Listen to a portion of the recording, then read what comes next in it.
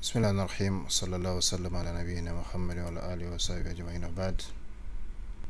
Assalamu alaikum wa rahmatullahi ta'ala wa barakatuh. Nous allons aujourd'hui, Inch'Allah, faire un test d'initiation accéléré à l'apprentissage de la langue arabe et à la lecture du Noble Coran. C'est notre formation pour les fonctionnaires hommes et femmes qui s'intitule comme ça et que nous dispensons depuis 17 ans par la grâce d'Allah subhanahu wa ta'ala. Et bien nous allons essayer d'utiliser ce nouvel outil de communication par les textes, l'image et la voix pour faire un test aujourd'hui et avoir vos appréciations pour l'utilisation de cet outil pour la suite de cette initiation accélérée à la langue arabe et à la lecture du Saint-Coran. Je voudrais tout d'abord faire un préambule ici pour rappeler l'importance de cette formation.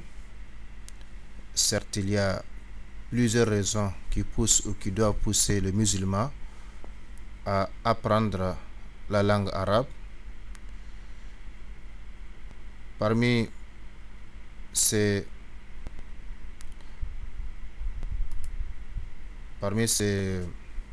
raisons, nous allons citer, Inch'Allah, quelques-unes, parce que le temps ne permet pas de tout citer aujourd'hui. Je vais juste rappeler ici 3 de ces raisons que nous avons toujours enseignées à notre école ou notre formation en langue arabe et en lecture du Noble Coran.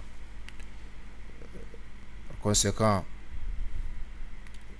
le reste des raisons, eh bien, quand nous aurons le temps, Inch'Allah, nous pourrons y revenir.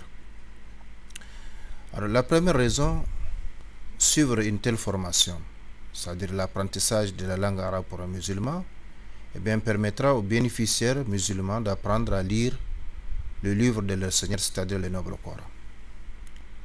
Or, nous savons tous la place qu'occupe le Noble Coran dans la religion islamique et également dans la vie du musulman. Donc, grâce à cette formation, les bénéficiaires seront capables, Inch'Allah, je dis bien capables de lire et déchiffrer l'arabe, et toute notre formation dure ces 13 leçons en général, que celui qui met en tout cas l'accent sur la compréhension, sur l'effort, et bien au bout de ces 13 leçons pourra déchiffrer facilement l'arabe et par conséquent être capable à lire le Noble Coran, même s'il ne comprend pas la langue arabe. En tout cas, il sera capable de déchiffrer la langue, l'écriture arabe et également de lire le Coran, surtout que le Coran est écrit avec les voyelles. Donc, nous allons le voir, Inch'Allah, avec la première leçon comme test. Donc, aujourd'hui, nous allons nous limiter à ces 3 raisons qui doivent pousser tout musulman à lire le Coran, à apprendre d'abord l'arabe et pouvoir donc lire le Coran. Donc, par conséquent, ça permet d'avoir de grandes récompenses, car la lecture de chaque lettre rapporte 10 bonnes actions, comme le prophète sallallahu alayhi wa sallam l'a dit. Il dit, je ne dis pas alif, lam, mim, harf, je ne dis pas que alif, lam, mim constitue une seule lettre, mais alif c'est une lettre, mim c'est une lettre, alif, lam, donc alif c'est une lettre, lam c'est une lettre, mim c'est une lettre. Donc celui qui dit alif, lam, mim avec l'intention de la lecture, il a déjà 30 bonnes actions à son compte, à son actif. Donc c'est vraiment, comme le prophète sallallahu alayhi wa sallam l'a qualifié, l'activité principale de sa communauté, la communauté des musulmans, la lecture du Noble Coran. Et en plus des avantages de cette lecture, des avantages relatifs à ce bas monde, relatifs à l'au-delà, mais également c'est indispensable, incontournable pour la compréhension de l'islam dans son originalité. Donc ça, c'est la première raison qui doit pousser un musulman à chercher à apprendre la langue arabe pour pouvoir donc lire le livre de son Seigneur, c'est-à-dire le noble Coran. La deuxième raison, suivre cette formation permettra aux bénéficiaires d'améliorer leur prononciation des termes coraniques. Des termes coraniques, des hadiths du prophète sallallahu alayhi wa sallam, parce que ces hadiths et le Coran sont en langue arabe. Donc, pour mieux maîtriser, pour mieux lire le Coran, pour mieux prononcer les invocations, eh bien, il faut être initié, ne serait-ce qu'un peu, en arabe.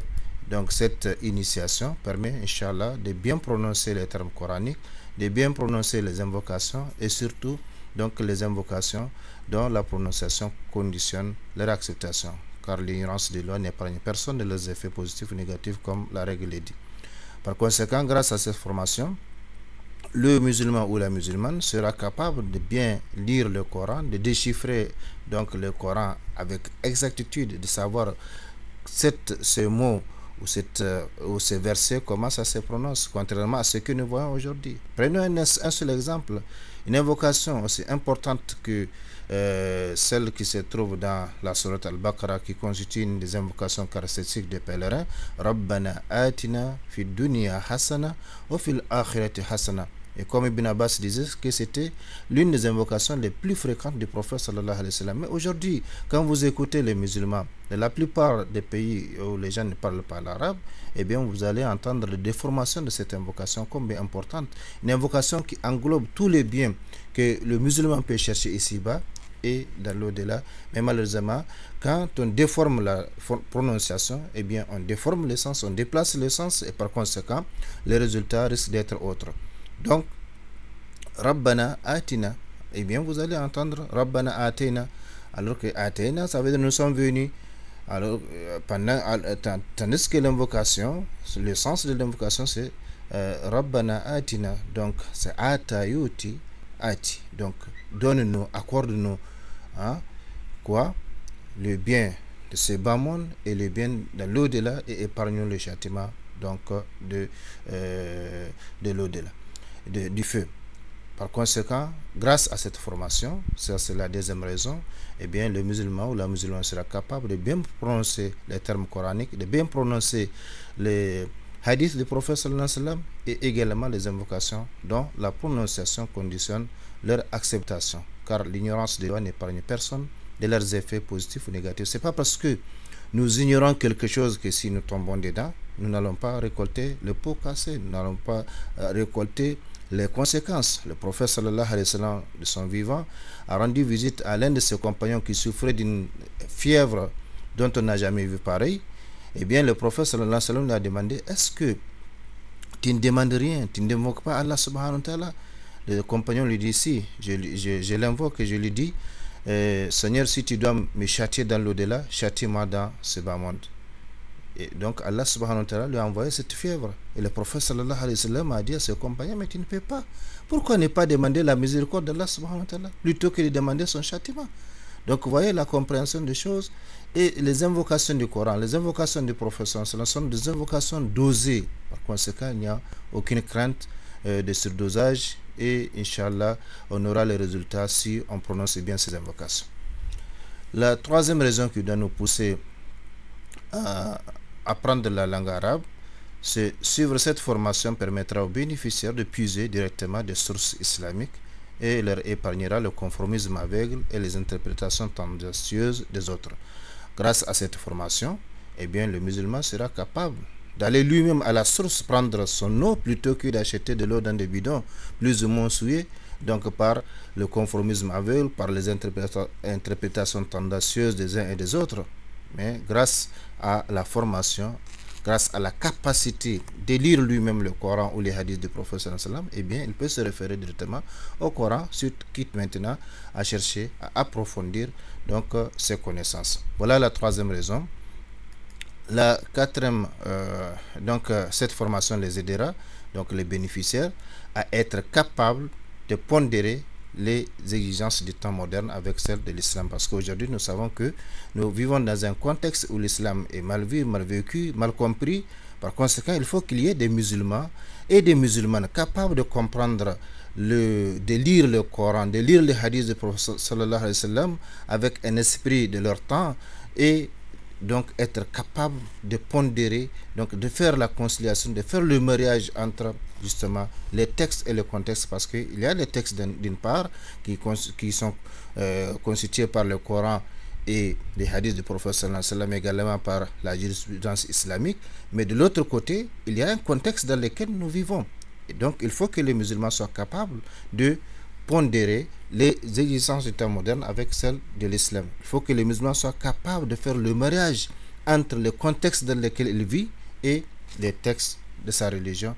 Sinon, on fera soit du mal au texte en répondant ou en se soumettant aveuglement au contexte, soit on fera du mal au contexte en cherchant à s'accrocher coûte que coûte donc à la lettre des textes. Par conséquent, grâce à cette formation, comme je l'ai dit, les musulmans seront capables de faire donc la conciliation, le mariage entre les exigences du temps moderne avec celles de l'islam. Ça, c'est donc, comme je l'ai dit, la troisième raison, et c'est voilà donc 3 points parmi tant d'autres qui nous permettent de mettre en évidence l'importance de cette formation. Comme je l'ai dit, c'est juste un test que nous sommes en train de faire. Je vais terminer ce préambule en rappelant 2 hadiths du prophète sallallahu alayhi wa sallam et une importante règle de la vie. Comme d'habitude, nous faisons toujours, nous référons le plus souvent à des règles, à des principes, à des préceptes, même s'ils ne sont pas islamiques. Mais comme le prophète sallallahu alayhi wa sallam a dit, al-hikmatu dawlatul mu'min, la sagesse c'est la propriété perdue du croyant. Par conséquent, nous allons rappeler ici 2 hadiths du prophète sallallahu alayhi wa sallam et également une règle très importante de la vie qui nous permettra, Inch'Allah, si nous l'appliquons, d'avancer toujours dans la vie. Alors, le premier hadith du prophète sallallahu alayhi wa sallam, le prophète sallallahu alayhi wa sallam nous dit, talbul ilm faridatun ala kulli muslim. Talbul ilm faridatun ala kulli muslim. Ça, c'est le hadith du prophète sallallahu alayhi wa sallam. Mais le plus souvent, vous entendez les prêcheurs, les intervenants dans la scène islamique ajouter la recherche du savoir est une obligation pour tout musulman, et pour tout musulman, bien sûr, c'est par extension. Et quand on dit musulman, donc ça englobe les deux. Donc, ça, depuis 15 siècles, le prophète sallallahu alayhi wa sallam a posé ces jalons de la recherche du savoir. Et nous savons que le premier mot descendu du Saint-Coran, c'est Iqra. Donc, la lecture, et qui dit lecture, dit recherche du savoir. Il dit également le caractère sacré de la plume, le caractère sacré donc de la lecture. La recherche du savoir, dit le prophète sallallahu alayhi wa sallam, est une obligation pour tout musulman. Certes, dans le préambule que nous avons l'habitude de faire pendant nos formations, nous démontrons d'abord c'est quoi une obligation. C'est quoi une obligation qu'on appelle al-wajib. Al-wajib ou farida, eh bien c'est l'acte que quand le musulman l'accomplit, il a une récompense auprès de Allah subhanahu wa ta'ala, et quand il la laisse ou quand il les laisse, il encourt une punition. Par exemple, la prière est une obligation. Autrement dit, celui qui accomplit la prière, il a une récompense en principe auprès de Allah subhanahu wa ta'ala, et celui qui laisse cette prière, il encourt une punition auprès de Allah subhanahu wa ta'ala. C'est ça donc la définition de l'obligation. Et vous voyez bien ce que le prophète sallallahu alayhi wa sallam nous dit ici. La recherche du savoir est une obligation pour tout musulman, et par conséquent pour toute musulmane à travers le temps et l'espace, sans aucune différence de sexe, de niveau, de langue, de pays, etc. Pourquoi? Parce que c'est cette connaissance qui conditionne tout en islam. Même pas en islam seulement, dans toute la vie, parce qu'aujourd'hui, si certains pays sont en avance par rapport à d'autres, certains individus sont en avance par rapport à d'autres, c'est justement par rapport donc à la connaissance, par rapport à la science. Donc ici, le prophète sallallahu alayhi wa sallam nous dit talbul ilm faridatun ala kulli muslim. La recherche du savoir est une obligation pour tout musulman. Le deuxième hadith du prophète sallallahu alayhi wa sallam sur lequel nous voulons revenir avant de voir la première leçon comme test. Le prophète sallallahu alayhi wa sallam nous dit man yuridullahu bihi khayran yufaqihu fi din, muttafaqun alayh. Autrement dit, à quiconque Allah veut du bien, eh bien, il lui fait comprendre la religion. Il fait approfondir la religion. C'est ça le fiqh, l'approfondissement ou la compréhension des textes à partir de leurs fondements. Donc à partir de leurs preuves tirées du Saint-Coran ou du hadith du prophète sallallahu alayhi wa sallam. Donc à quiconque Allah veut du bien. Donc vous voyez, le prophète sallallahu alayhi wa sallam, comment il nous incite, comment il varie les méthodes d'incitation à la recherche du savoir. D'abord, il dit que c'est une obligation. Donc personne en tant que musulman, en tant que croyant, ne peut échapper à cette règle, à cette obligation. C'est en tout cas, il veut accomplir, il veut parfaire, il veut apprendre à accomplir sa religion comme il le faut. Donc c'est une obligation. Maintenant, il nous dit, à quiconque Allah veut du bien, et tous les biens. Alors, ici, c'est qu'on appelle en arabe nakira, khayran, donc indéterminé, le bien de ce bas monde, le bien de l'au-delà. Eh bien, à quiconque Allah veut du bien, qu'est-ce qu'il lui fait? Il lui donne le pouvoir, il lui donne la force physique, il lui donne la beauté, il lui donne la richesse. Non, il lui fait comprendre la religion, il lui fait approfondir la religion, parce que c'est la religion qui l'aide à comprendre la raison de sa présence sur cette terre. Pourquoi Dieu l'a créé et pourquoi Dieu l'a placé sur cette terre. Donc grâce à la religion, il apprendra donc sa mission et il l'accomplira. Donc par conséquent, ici le prophète sallallahu alayhi wa sallam a dit, à quiconque Allah veut du bien, il lui fait comprendre la religion. Ça c'est comme mafhum al-mantuq. Donc c'est que nous, en substance, ce qui sort du hadith du prophète sallallahu alayhi wa sallam. Maintenant, il y a ce qu'on peut tirer de ce hadith, c'est-à-dire le contraire. À quiconque Allah ne veut pas du bien, eh bien qu'est-ce qu'il lui fait? Il ne donne pas la possibilité d'approfondir la religion, bien que la possibilité d'approfondir la religion est donnée à tout le monde à partir du moment où les prophètes sont envoyés à tout le monde sans aucune exception, à tous les peuples sans aucune exception, à toutes les générations sans aucune exception. Et Dieu merci, aujourd'hui cette religion à laquelle nous appartenons, qui est l'islam, ces sources sont traduites dans presque toutes les langues importantes du monde. Par conséquent, le prophète sallallahu alayhi wa sallam ici, pour nous inciter justement à la recherche du savoir, il dit, à quiconque Allah veut du bien, il lui fait comprendre la religion. Voilà donc les deux hadiths du prophète sallallahu alayhi wa sallam que je voulais rappeler avant de continuer. La règle maintenant, une règle importante de la vie: qui veut faire quelque chose trouve un moyen, et qui ne veut rien faire trouve une excuse. Ça c'est valable dans tous les domaines de la vie. Qui veut faire quelque chose trouve un moyen, et qui ne veut rien faire trouve une excuse. Ah, j'ai pas le temps maintenant, après les études, après le travail, quand je prendrai la retraite, quand je ferai ceci, quand je ferai... Alors que le temps ne nous appartient pas, la vie ne nous appartient pas. Par conséquent, la règle est générale: qui veut faire quelque chose trouve un moyen, et qui ne veut rien faire trouve une excuse. Donc c'est valable dans tous les domaines de la vie. Qui veut faire quelque chose trouve un moyen, et qui ne veut rien faire trouve une excuse. Donc il faut noter cela. Si nous voulons vraiment apprendre la langue arabe, quelles que soient nos occupations, eh bien nous allons lui réserver en tout cas une part de nos 24 heures par jour, ou une part de nos 7 jours par semaine, ou une part de nos 30 jours dans le mois, etc., etc. Donc voilà, chers frères et sœurs en islam, chers téléspectateurs, chers internautes, chers amis sur Facebook, le préambule que je voulais faire au devant donc de la première leçon, qui est une leçon test pour en tout cas d'initiation accélérée à la langue arabe et à la lecture du noble Coran. Qu'Allah subhanahu wa ta'ala nous conforme davantage à ce qu'il aime et agrée. Nous allons voir donc tout de suite la première leçon, l'alphabet arabe, al-durus ad-dars al-awwal, al-huruf al-hijaiyya. Donc la première leçon, l'alphabet arabe comprend 28 lettres qui s'écrivent de droite à gauche.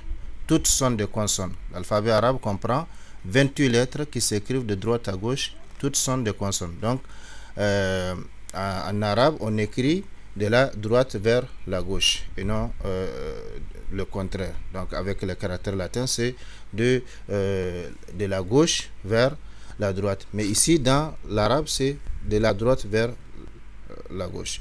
Donc les voyelles sont des traits. Et je reviens sur la première page. Toutes sont des consonnes. Donc il n'y a pas de voyelles dans la langue française, nous avons par exemple 6 voyelles, mais dans la langue arabe, il n'y a pas de voyelles. Toutes les lettres sont des consonnes. Les voyelles sont des traits, comme vous les voyez ici, ou parfois une sorte de virgule ou de zéro que l'on place au-dessus ou en dessous des lettres. Donc, nous allons voir cela en détail, surtout avec les leçons qui vont venir. Il faut retenir qu'il n'y a pas de voyelles, de lettres voyelles en arabe, mais les voyelles sont constituées par des traits ou parfois une sorte de virgule ou de zéro que l'on place au-dessus ou en dessous des lettres pour leur conférer donc la voyelle que nous voulons. Selon ce qu'elle porte comme voyelle, chaque lettre a 3 prononciations possibles. Au-dessus, il s'agit de la voyelle A, dite Fataha. En dessous, il s'agit de la voyelle I, dite Kasara.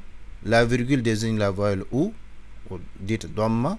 Les zéros marquent l'absence de voyelle, dite donc cette absence de voyelle est appelée Sukun. Si c'est vrai qu'on ne peut pas anticiper maintenant, mais regardons ici. Vous avez la lettre Ba, donc la lettre Ba qui s'écrit comme ça dans sa forme originale, donc sans aucune voyelle. Nous allons voir également les noms traditionnels de ces lettres. Donc cette lettre Ba-un. Maintenant, si nous faisons porter à cette lettre-là le trait que vous voyez ici, donc le trait ici, eh bien ça lui confère le son ou la voyelle A et ça devient Ba. Alors si le trait vient en bas ici, comme vous le voyez, eh bien ça lui confère la voyelle I, dite Kasra, et ça nous donne Bi. Et si c'est la virgule, donc ce qu'on appelle Dhamma, eh bien ça lui confère la voyelle OU et ça donne Bou. Et la lettre, le Sukun, l'absence de voyelle, comme nous allons le voir plus loin à la leçon qui porte sur ce sujet, le Sukun. Une lettre qui porte Sukun ne s'écrit pas toute seule parce qu'elle ne peut pas se lire.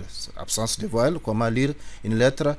Par exemple, si j'écris tout simplement ici la lettre Ba et je lui fais porter le Sukun, eh bien, c'est pas possible que je puisse lire cette lettre. Il faut nécessairement une lettre qui précède, qui porte donc une voyelle. Donc, il nous faut une voyelle qui précède pour pouvoir lire cette lettre-là. Et Ba. C'est pourquoi nous avons écrit ici Bab. Donc, Bab, vous avez la lettre Ba qui porte le Sukun à la fin et la lettre Ba ici qui porte donc la lettre, la voyelle Fatha plutôt. Alors, comme nous allons le voir, la prononciation des mots est très importante et ça marque la différence ou en tout cas entre le même mot, quand il est mal prononcé, eh bien ça peut donner le sens du contraire parfois de ce que le musulman vise. Je vais revenir d'abord à la leçon. Après donc ce tableau, nous allons voir maintenant les noms traditionnels des lettres.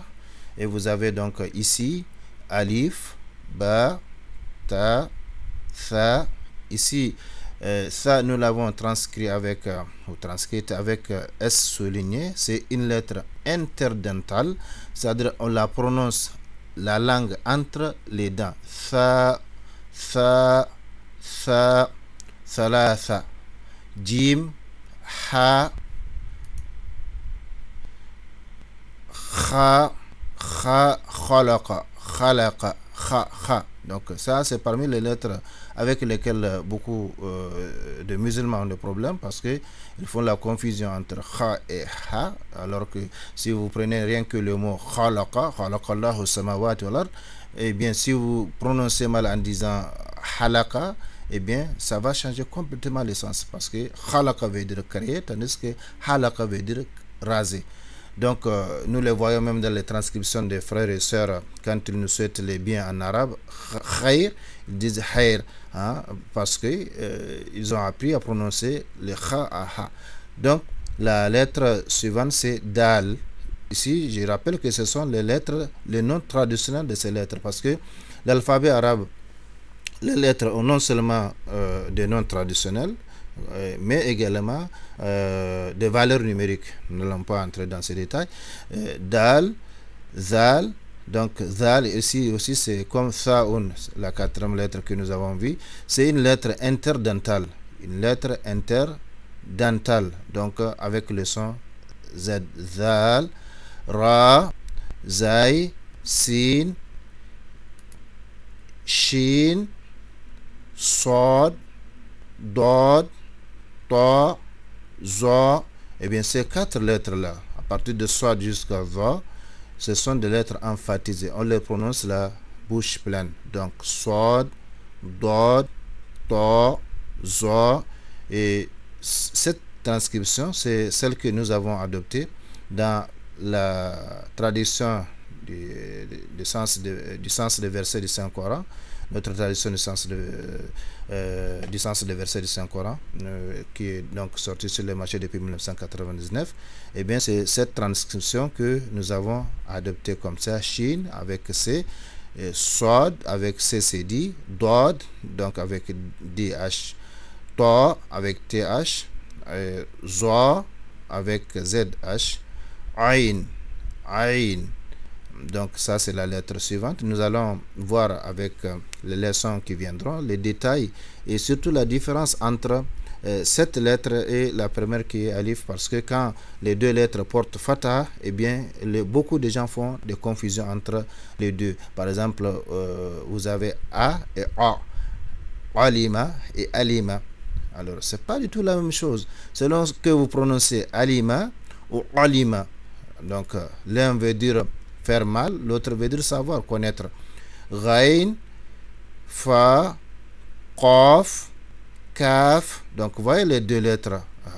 On dirait que ça se ressemble, mais en réalité ça ne se ressemble pas. Vous avez Qaf ici, avec, que nous transcrivons avec Q, et Kaf avec K.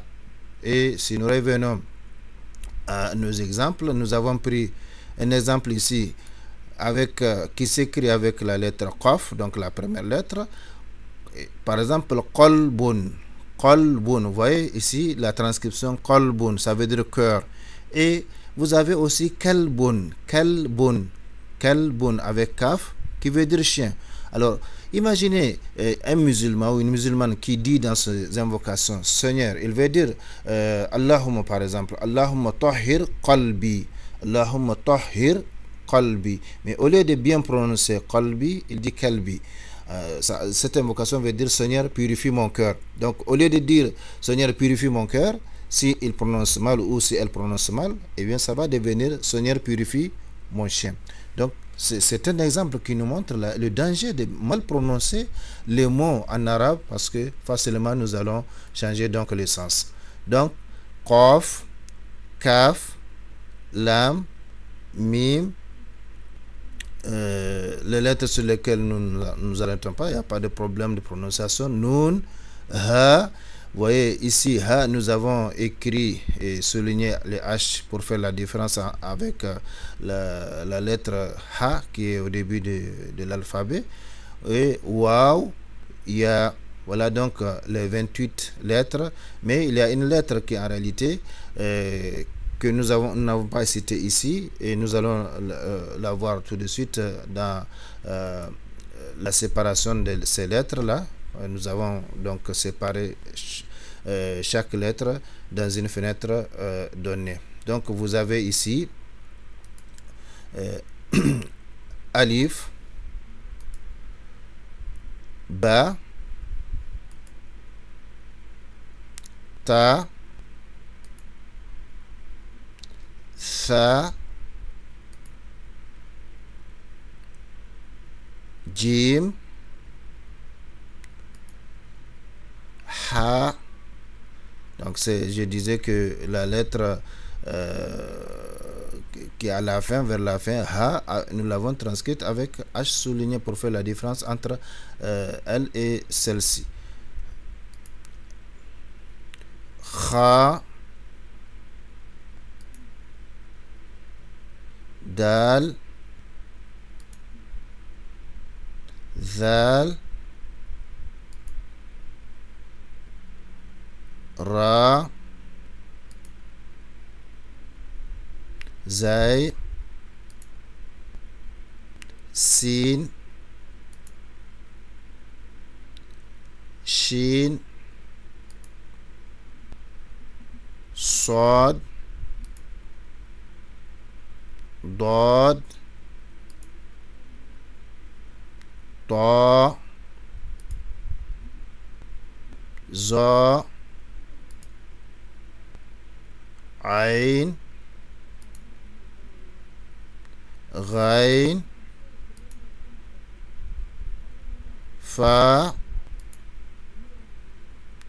Qaf, Kaf, Lam, Mim, Nun, Ha, comme je l'ai dit, donc nous écrivons, transcrivons avec H souligné ici pour faire la différence avec la première lettre passe. Waw, Ya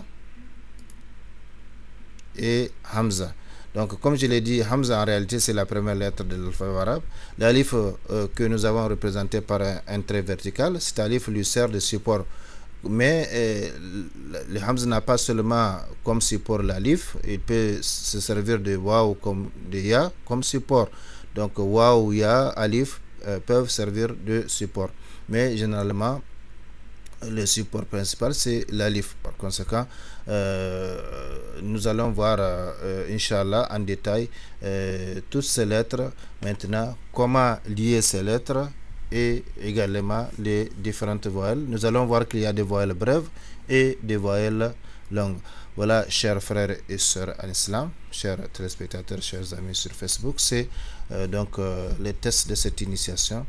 Nous allons nous arrêter ici. Que subhanahu wa ta'ala bénisse ce que nous avons dit et ce que vous avez entendu et qu'il nous conforme davantage à ce qu'il aime et agrée. Wassalamu alaikum wa rahmatullahi ta'ala wa barakatuh.